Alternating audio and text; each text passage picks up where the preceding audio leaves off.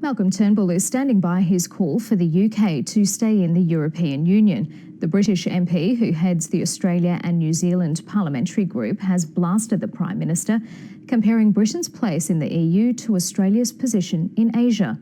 Here's Europe correspondent Steve Kinane. The campaign to take the UK out of the European Union has some passionate supporters. And they weren't impressed when the Australian Prime Minister said their country should stay with the EU. Come on, Malcolm, when are you going to do your political union with Indonesia or Japan? When are you going to have free movement with Asia? This is ridiculous. Andrew Rosindell is one of around 130 Tory MPs who want to leave the European Union. He sees it as a move towards traditional partners like Australia, New Zealand and Canada.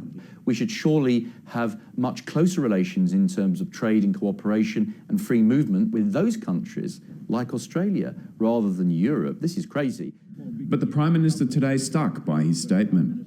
What I've said, and so has President Obama, so has the Prime Minister of Canada and so has the Prime Minister of New Zealand, what we've all said is that while the choice is entirely a matter for the British people, of course, we all believe that our countries benefit from Britain being part of the EU. The Australian High Commissioner in London says Australia's trade prospects are better with Britain in the EU. Because it keeps that group of countries, 28 countries, which covers 500 million people, very much on the same, if you like, paradigm as a country like Australia.